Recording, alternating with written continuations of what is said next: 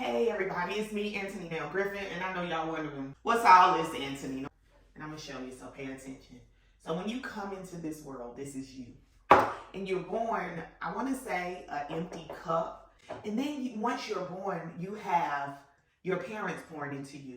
So you have what they say, what they believe going into you. Then you have teachers pouring into your cup that was once empty. And then you have society, advertisement, things of that nature pouring into your cup. And then you have some negative people, some negativity. This world is not all positive, right? So you got some sour and bitter stuff getting poured into your cup, right? You have all of this that's filling up your cup. So anytime you try to have some positivity, it's still clouded and tainted with what your mom done told you, what the schools done told you, what the principals and the teachers has told you, what government has told you, what society has told you. But what about you? So everything that's in your cup, it didn't come from you. So what we have to learn to do is we have to learn how to empty out our cup, right? We got to empty out our cup to find out the essence of who we truly are.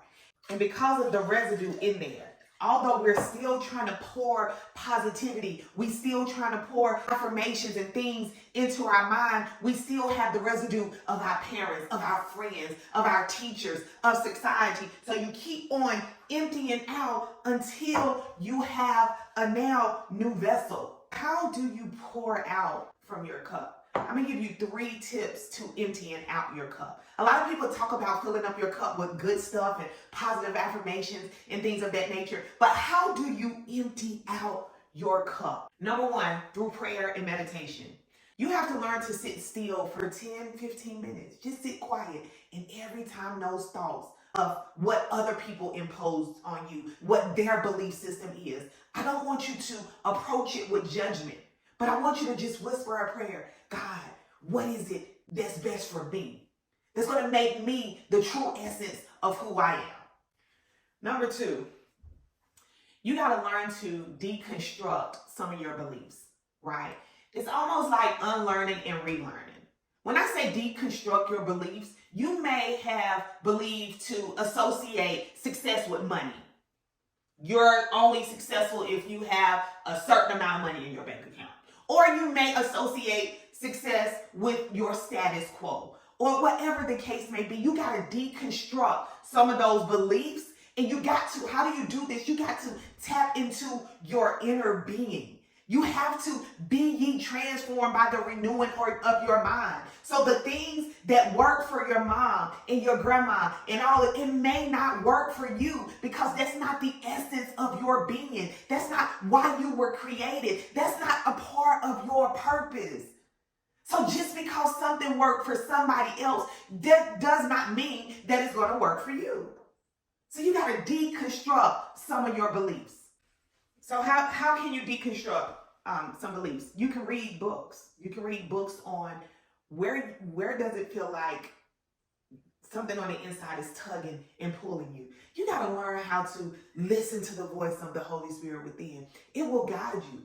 Really, it really would. You have to get around people that make you feel like something about them is like me. This is something that I would want to do. And it might be completely against the grain of what you've been taught or what you have known. Okay? So read some different books, spend time in meditation, and go around people that are where you desire to be. And the third way that you can empty out your cup is with an emotional detox.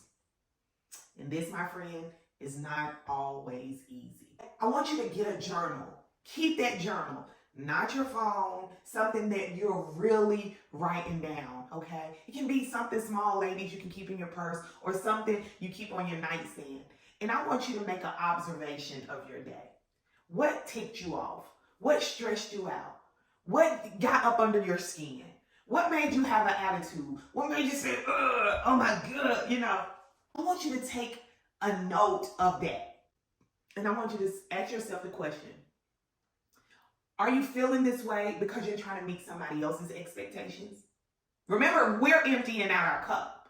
We're emptying out our cup. So are you doing this to meet somebody else's expectations of you?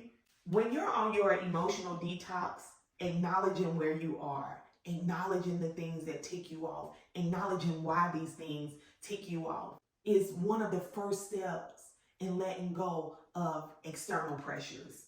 Like, you're literally feeling the pressures of the world because you are, and I'm going to say it, you're trying to please people. When you focus on the essence of why you are, when you focus on your purpose, when you focus on the desires of your heart, when you find peace within yourself, guess what? Your cup begins to fill back up with the things that you love, the things that you desire. And guess what happens? When you operate off of a full cup, guess what happens? You can now begin to pour some of that knowledge, pour some of that wisdom, pour some of that guidance into somebody else. Because it's not even for you. It's not even about you.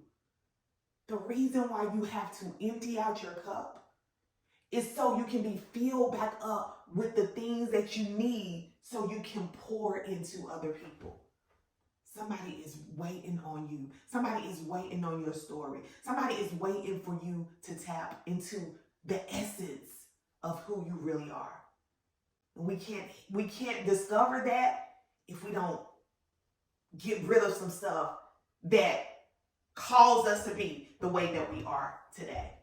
In this journey of discovering your true essence, emptying your cup is not just an act of removal, but it's an invitation for divine clarity and authentic self-discovery. By integrating mindful meditation and undergoing emotional detox, all while seeking God's guidance, you create a sacred space within yourself.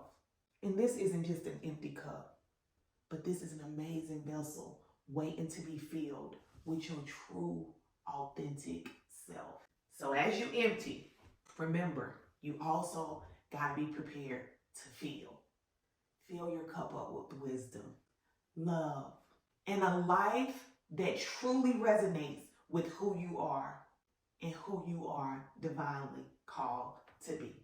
I'm Anthony Nail Griffin, and I help high-achieving women who feel stuck break through their self-imposed glass ceilings so they can manifest the life that they desire. And one of the ways that I do this is by helping them to empty their cup. Have an amazing day.